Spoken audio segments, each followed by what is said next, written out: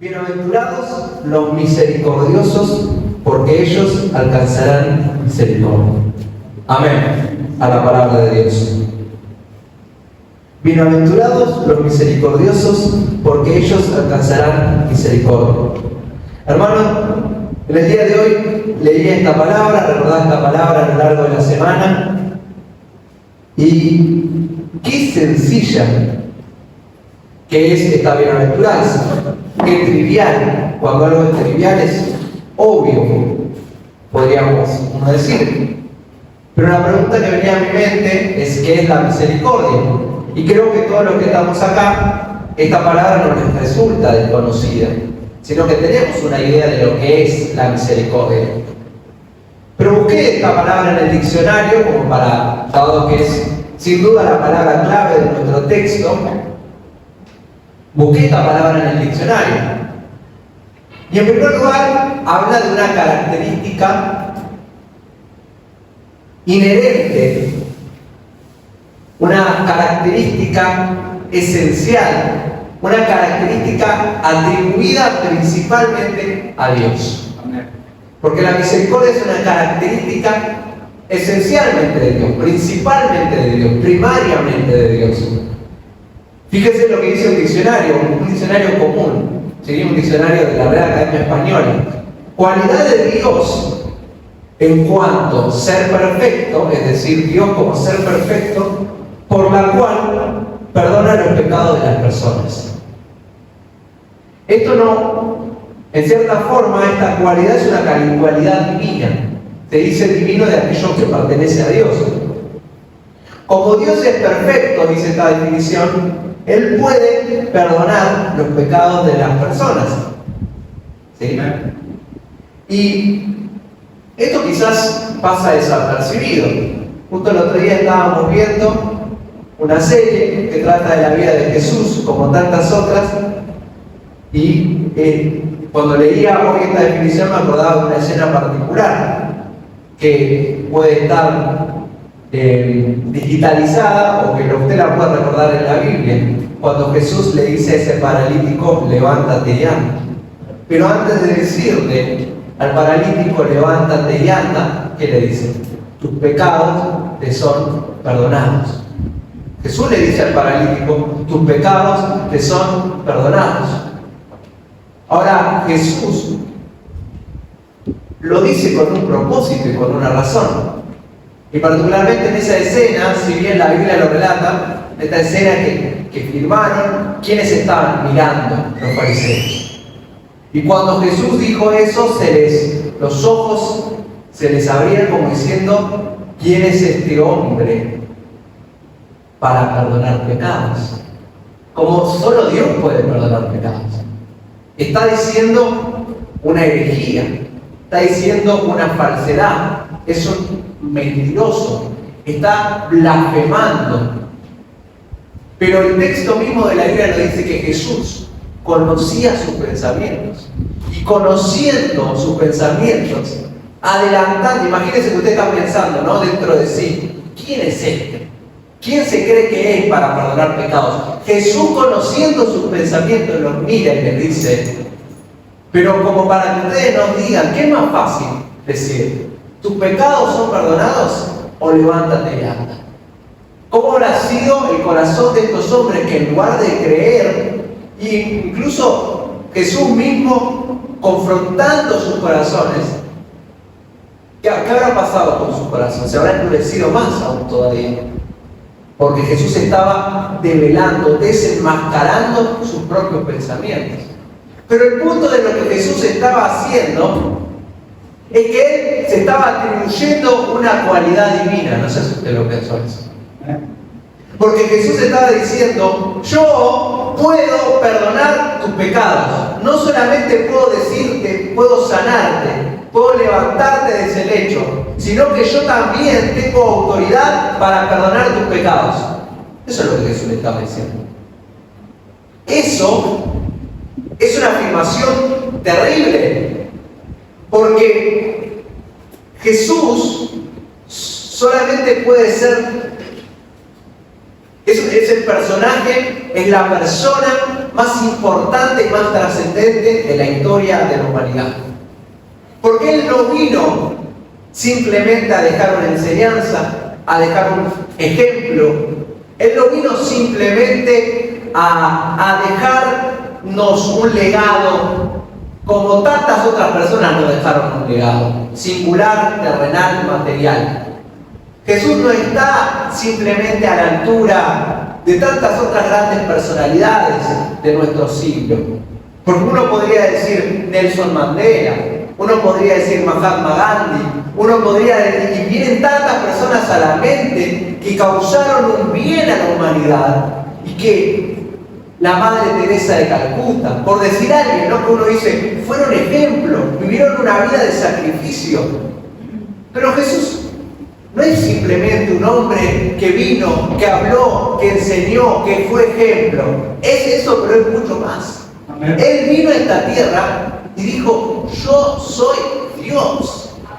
Él afirmó ser Dios.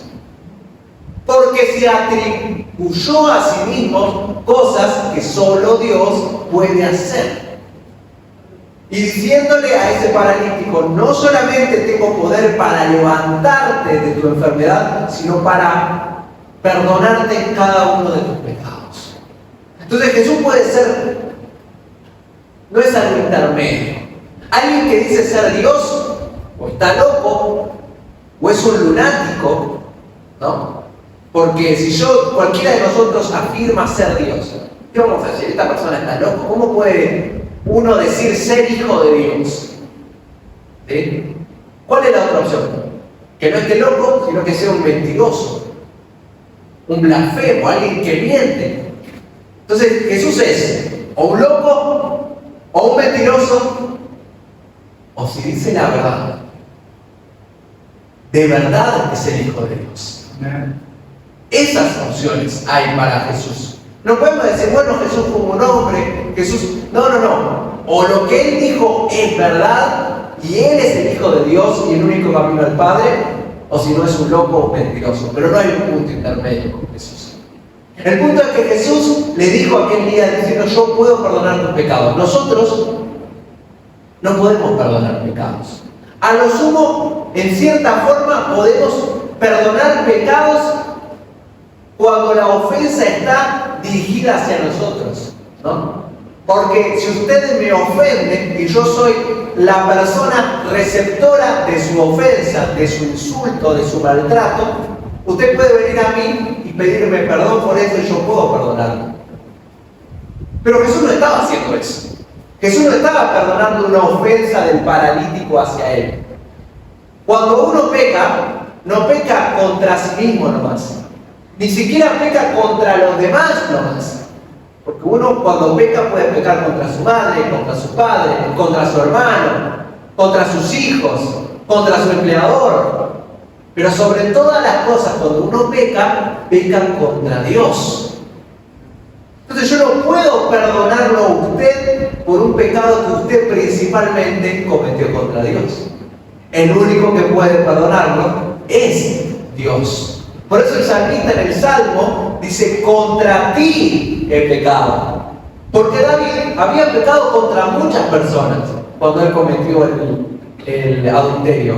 Había pecado contra sí mismo, había pecado contra Betsabé, había pecado contra Urías. Pero él sabía que por sobre todas las cosas y sobre todos los daños que había hecho, había pecado contra Dios. Y el único que podía perdonarlo es Dios. Entonces, Jesús viene a esta tierra diciéndote, yo puedo perdonar pecados, porque yo tengo autoridad, porque yo soy Dios, y si a mí me place, puedo decir, vos me has ofendido a lo largo de toda tu vida, pero yo te perdono. No tengo resentimiento, no tengo enojo contra tu persona. Eso es misericordia. Misericordia es, yo no merezco tu perdón. Te he insultado con mi forma de vivir, con mi forma de proceder, con mi forma de actuar, con mi forma de quebrantar constantemente tu ley, tus mandamientos. Te he ofendido, Dios. Pero Dios, cuando decimos que Dios es misericordioso, Él como ser perfecto, puede perdonar pecados, puede perdonar nuestras ofensas. Por eso todos hemos aprendido, yendo a la iglesia evangélica o a la iglesia católica, donde fuera, creo que todos sabemos el Padre Nuestro, que dice perdona, ¿no? Hay una parte de la oración de que habla, que Dios perdone nuestras deudas, que Dios perdone nuestras ofensas, así como nosotros perdonamos a nuestros deudores, porque nosotros sabemos que Dios puede perdonarnos. Entonces Dios es el único que en cierta forma es misericordioso, porque es el único que puede, como ser perfecto, perdonar los pecados de las personas. Yo puedo llegar a perdonar una ofensa de usted hacia mí, pero usted cuando ofende, principalmente ofende a Dios. Pero miraba más allá, porque digo, ¿por qué entonces dice aquí el texto, bienaventurados los misericordiosos? Porque en cierta forma, esta virtud o esta cualidad que es principalmente atribuida a Dios, también se nos atribuye a nosotros. Pero la definición no es la misma cuando refiere al hombre. Fíjense que la misericordia también es una inclinación a sentir compasión por los que sufren y ofrecerles ayuda. Es una misericordia. Quizás esta definición no es tan conocida, pero es inclinación a sentir compasión por los que sufren y ofrecerles ayuda. ¿Se acuerdan que las bienaventuranzas cada una está relacionada con otra? Y que van de menor a mayor. Y cada una es un escalón construido sobre la previa. ¿Sí? Cada una es un ladrillo colocado sobre un ladrillo anterior. ¿Y de qué habíamos hablado? De los pobres en espíritu, de los que lloran, de los mansos, de los que tienen hambre y sed de justicia. Y ahora viene la misericordia, porque la misericordia es cuando uno reconoce su pobreza espiritual, cuando uno viene delante de la presencia de Dios con el llanto del arrepentimiento y Dios le perdona. Cuando uno empieza a forjar, si usted recuerda que estuvimos hablando de todas estas bienaventuranzas, una vida de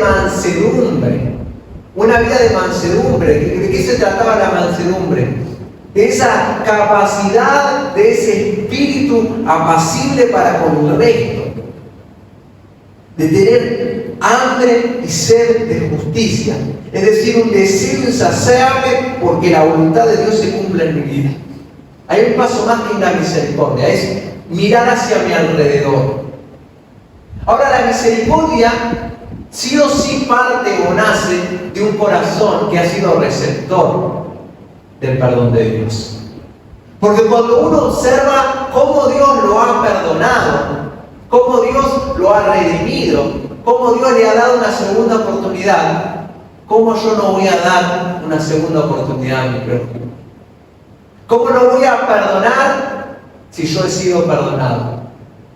¿Cómo no voy a sentir compasión por el que sufre? Darle ayuda. No, pero en síntesis, ¿por qué voy a ayudar a tal persona si no es de mi interés? Si no estoy obligado a... Pero en el corazón de alguien que ha sido receptor de la misericordia de Dios, que sus pecados son perdonados, surge un anhelo desinteresado por ayudar al que sufre. Por ayudar al que sufre en primer lugar y por perdonar al que necesita ser perdonado. Vamos a ver un par de ejemplos de estos. ¿Cuál es el ejemplo por excelencia de la misericordia? Se encuentra allí en Lucas, capítulo 10, versículo 25. Yo sé que los que conocen ese texto ya saben de qué estoy hablando. Una de las enseñanzas más emblemáticas de Jesús, el buen samaritano.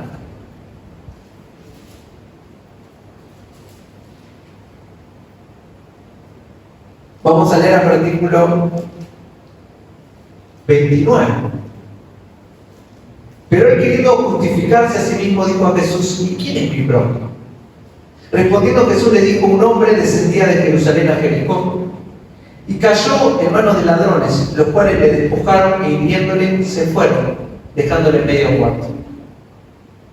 Aconteció que descendió un sacerdote por aquel camino y viéndole pasó de largo. Asimismo un levita, llegando cerca de aquel lugar y viéndole, pasó de largo. Pero un samaritano que iba de camino vino cerca de él y viéndole, fue movido a misericordia. Y acercándose, vendó sus heridas, echándoles aceite y vino y poniéndole en su cabalgadura, lo llevó al mesón y cuidó de él. Otro día al partir sacó 2 denarios y los dio al mesonero y le dijo, cuídamele y todo lo que gastes más yo te lo pagaré cuando lo necesites. ¿Quién pues de estos 3 te parece que fue el prójimo del que cayó en manos de los ladrones? Él le dijo, el que usó de misericordia con él. Entonces Jesús le dijo, ve y haz tú lo mismo. Me gusta este texto porque Jesús pone como ejemplo a los que se suponen que eran los referentes religiosos de aquel tiempo. Un sacerdote, un levita, que eran las personas ilustres de la sociedad.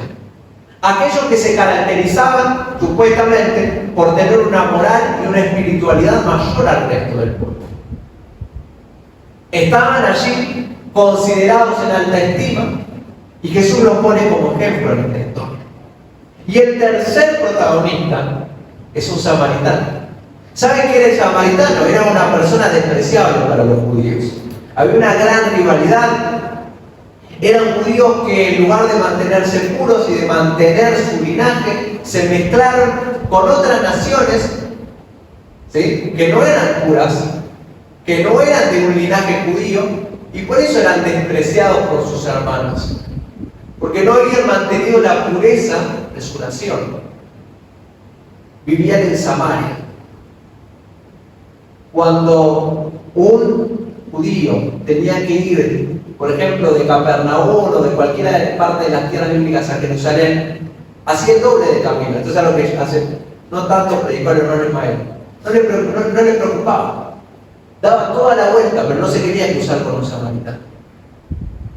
Jesús lo que está diciendo aquí, que está poniendo ejemplo, que muchas veces nosotros creemos, o nos creemos mucho, o nos creemos moralmente superiores, o nos creemos personas ilustres, buenas moralmente, pero tanto el sacerdote como el levita, viendo la necesidad de alguien, miró para otro lado. Miró para otro lado. Lo vieron.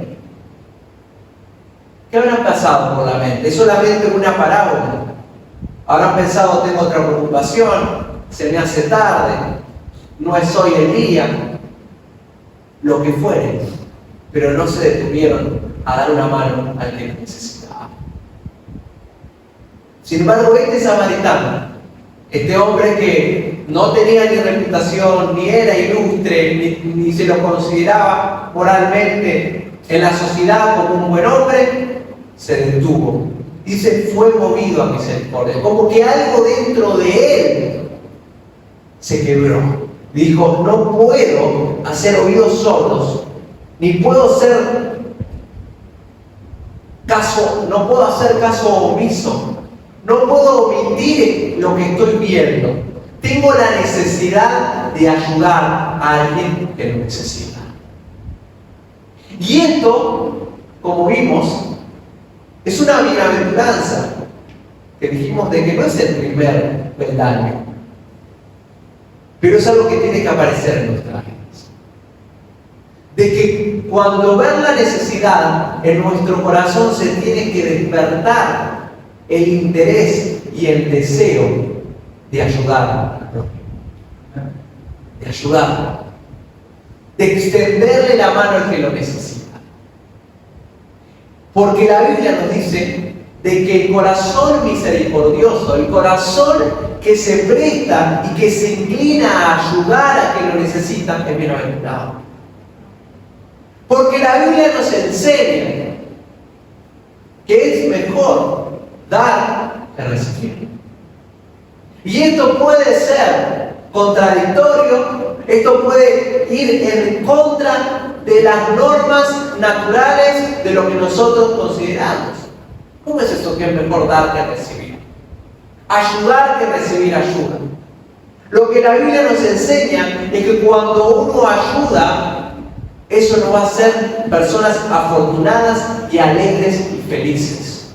Hay felicidad de parte de Dios, hay gozo de parte de Dios en el servicio al prójimo. Pero no un servicio interesado por el reconocimiento de los demás, sino justamente un servicio desinteresado. Hay muchos corazones que sufren, hay muchos tirados, lastimados, golpeados. Qué bueno sería que en nuestro corazón empiece a surgir un sentimiento de compasión por el alma que necesita. Porque eso nos va a hacer. Porque eso nos va a hacer personas más felices en Dios y más afortunadas en Cristo. Hay una alabanza que me gusta mucho que dice: Él nos dice que debemos dar para recibir, morir para vivir, servir para dirigir, y hallará la vida aquel que la pierda por causa de Él. Porque de eso se trata el Evangelio y de eso se trata la palabra de Dios. Entonces, siempre hay, y pensemos hoy, seamos conscientes de que siempre hay una mano que necesita ayuda. Siempre hay alguien alrededor nuestro que está sufriendo. Puede estar sufriendo por una necesidad económica, por una necesidad espiritual, por una tristeza, por una aflicción. Y si Dios coloca eso en nuestro corazón, sentite bienaventurado. Sentite bienaventurado, que eso no sea un motivo de tristeza o de aflicción. Porque el Hijo de Dios, porque el cristiano verdadero, aquel que ya ha venido, digamos, subiendo por la escalera de la gracia, llega a un punto en su vida espiritual de que Dios coloque en su corazón la responsabilidad de dar la mano al que lo necesita, desinteresadamente. Y me quedo con el mensaje de Jesús. ¿Entendiste la palabra? Porque esta persona tuvo el conocimiento y la capacidad intelectual para entender lo que Jesús le estaba diciendo, pero le dijo: ve tú y hazlo bien. Primera de Juan 3:17.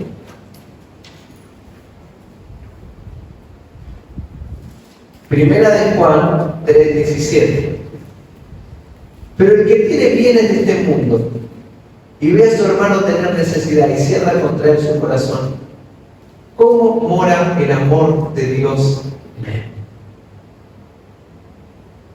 Repito, porque el que tiene bienes de este mundo y ve a su hermano tener necesidad y cierra contra él su corazón, ¿cómo mora el amor de Dios en él?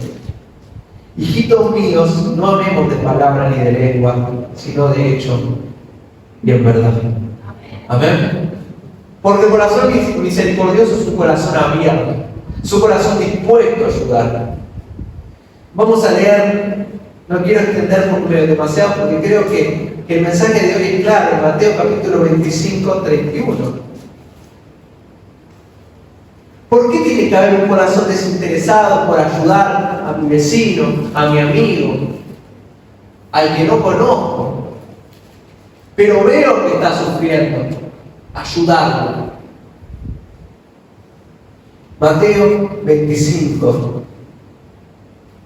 versículo 34. Entonces el rey dirá a los de su derecha: venid, benditos de mi Padre, heredad del reino preparado para vosotros desde la fundación del mundo.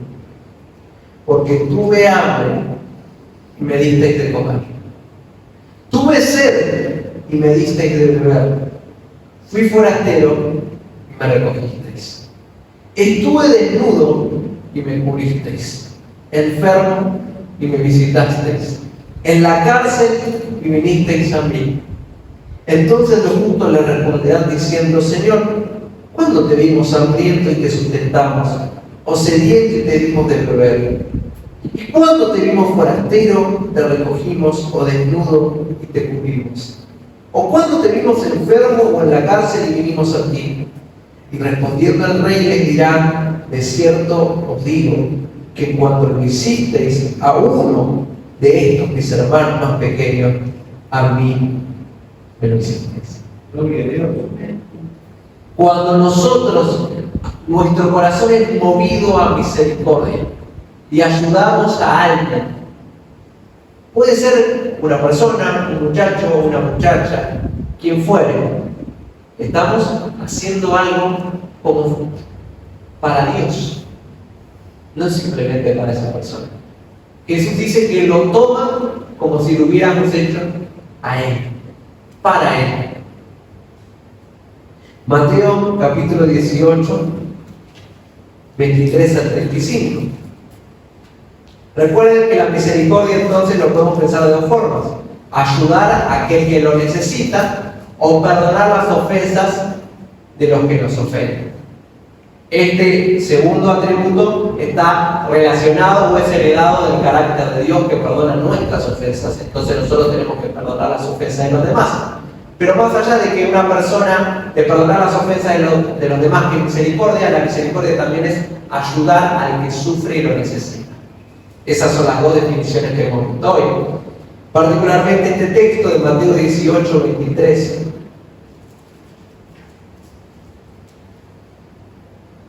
Al 35. Ya conoce usted la parábola de los deudores, no quiero preguntar en eso. Pero quiero en el versículo 32. La resumo, la sintetizo, que básicamente dos hombres tenían una deuda. El primero de estos tenía una deuda muy grande, vamos a decir, poniendo números actuales, no sé, $50,000. No podía pagarla, iba a ir a la cárcel, iba a perder su familia, y su señor, su acreedor, le perdona la deuda por completo. Ahora, este hombre está contento, agradecido, porque le han perdonado, porque han sido misericordiosos para con él. Y le han perdonado mucho. Es algo que no podía él pagar de ningún modo. De la misma manera, vuelve y se encuentra con alguien que le debía a él. ¿Cuánto le debía? $500. Estoy por dar un número cualquiera. Ínfimo comparado con lo que le debían a él. Pero en lugar de perdonar como fue perdonado, tomó a este hombre y lo arrojó a la cárcel. Cuando se entera el que su acreedor, el que le perdonó, le pregunta en el versículo 32. Dice: siervo malvado, toda aquella deuda te perdoné porque me robaste. ¿No debías tú también tener misericordia de tu consiervo, como yo tuve misericordia de ti? Entonces su señor, enojado, le entregó a los verdugos hasta que pagase todo lo que debía. Así también mi Padre celestial hará con vosotros, si no perdonáis de todo corazón a cada uno a sus hermanos sus ofensas. La misericordia es una característica del cristiano en dos sentidos. Tiene dos significados, como acabamos de ver. Número uno, ayudar al que sufre y al que lo necesita desinteresadamente. Y vimos el ejemplo de Jesús, al que tiene hambre, al que tiene sed, al que está desnudo, al que está en la cárcel, al enfermo, al menesteroso, al necesitado. Nunca perdamos la oportunidad para ayudar al que lo necesita. Que no se cierre en nuestro corazón, porque es una evidencia del cristiano verdadero. Pero también la misericordia significa, en una segunda definición, perdonar a aquel que nos ofende. ¿Por qué? Porque a nosotros se nos ha perdonado una ofensa mucho más grande. Dios ha perdonado pecados terribles que nosotros hemos cometido, y nosotros a veces no podemos perdonar una discusión, una pelea, alguien que quizás nos hizo algo que para nosotros es terrible, pero comparado con lo que Dios nos ha perdonado a nosotros, es algo pequeño e ínfimo. Hay una excusa secular o vulgar respecto a esto, ¿no? Hay dichos a veces que uno dice, bueno, pero yo no soy Dios. Como excusándome, bueno, solo Dios puede perdonar eso. Pero ¿qué dice el texto aquí? Mi Padre Celestial hará con vosotros. Así también mi Padre Celestial hará con vosotros si no perdonáis. Porque aquel que no perdona no puede pretender ser perdonado. Es una ley divina. Volviendo al texto original, entonces aquí el texto dice bienaventurados. Y hermanos, no confundamos las bienaventuranzas como cosas que tenemos que hacer para ser salvos. Porque Jesús no está diciendo eso. Lo que tenemos que entender es que estas son características de los que son salvos. No cosas que tenemos que hacer para ser salvos. Los salvos actúan de este modo. Recuerden la parábola del samaritano. Él fue movido a misericordia. Se usa la voz pasiva ahí, como diciendo hubo algo que apareció en él, que sea algo Dios. Cuando Dios coloque en tu corazón, y oremos por esto, Señor, quizás en mi corazón estoy siendo avaro, estoy cerrando mi corazón, estoy siendo egoísta, estoy solamente pensando en mí mismo, estoy siendo desconsiderado, solamente pienso en mí, en mi futuro, en mi destino, en mis cosas, en mi familia. Pero cuando veo la necesidad de lo que me rodea, cierro mi corazón, cierro mis oídos, miro para otro lado. Lo que la palabra de Dios nos dice, número uno, que un cristiano no se comporta así. Pero número dos, que vas a encontrar voy a encontrar mayor felicidad y satisfacción ayudando al que lo necesita. Ayudando al que está sufriendo. Miremos a nuestro alrededor, no pensemos solo en nosotros, sino veamos cuánta gente necesita. ¿Qué necesita? Necesita a Dios principalmente. Y nosotros no les estamos hablando. Pero a veces también necesitan un abrigo, una ayuda, un alimento, lo que fuere, una visita, una palabra. Quedarse hablando un rato con esa persona. Necesita ser escuchado. Lo que fuere. Cuando haya una oportunidad para ayudar, háganlo. Dios va a colocar eso en nuestro corazón. Señor, coloca eso en mi corazón. Porque eso me va a hacer una persona bienaventurada, feliz y dichosa. Y en segundo lugar, la Biblia nos dice que vamos a ser más felices, más dichosos y vamos a tener más alegría en nuestro corazón cuando sepamos perdonar a los que nos ofendieron. Cuando perdonemos, vamos a quitar cargas que estamos llevando a nuestras espaldas. Vamos a sentirnos más ligeros. No, pero no puedo perdonar. Algo así solamente lo puede perdonar Dios.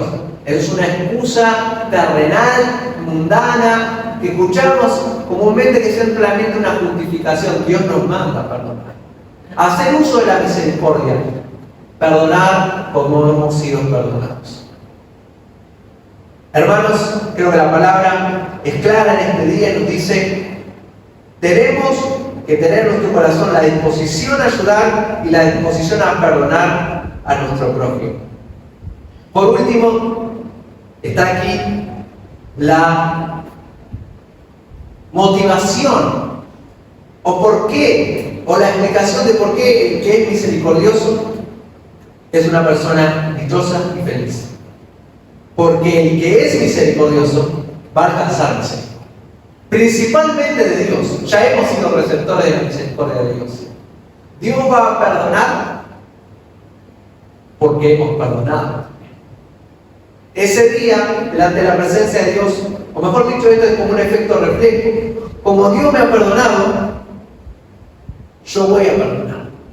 Soy yo principalmente el receptor de la misericordia.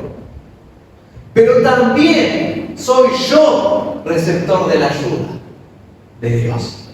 Dios me ha ayudado.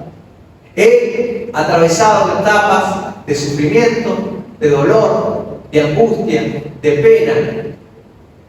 de necesidad, de carencia. Y en ese momento Dios no me ha abandonado. Entonces, cuando yo veo la necesidad de mi prójimo, debo actuar de la misma manera. Pero más aún, no solamente en términos espirituales o de parte de Dios, sino a cuánto de nosotros nos quisiéramos que cuando llegue el momento de aflicción, de necesidad, tener una mano amiga. Tener a alguien que nos ayude, que nos acompañe, que nos aconseje, que ore por nosotros, que nos llame, que nos mande un mensaje, que sea misericordioso para nosotros. Si queremos alcanzar misericordia, si queremos ser receptores de la ayuda, tenemos que ayudar. Es así la ley divina.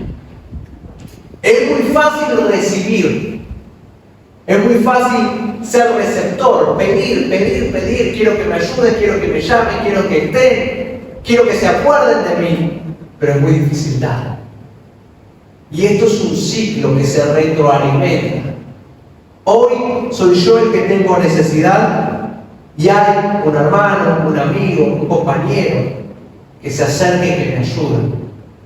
Pero cuando yo estoy bien, ayuda al que lo necesita. Entonces, la misericordia, el ayudar a los demás y el perdonar sus ofensas me va a hacer una persona más feliz en Cristo. Pongámoslo por obra, hermanos, y de seguro producirá mucha dicha en nuestro corazón.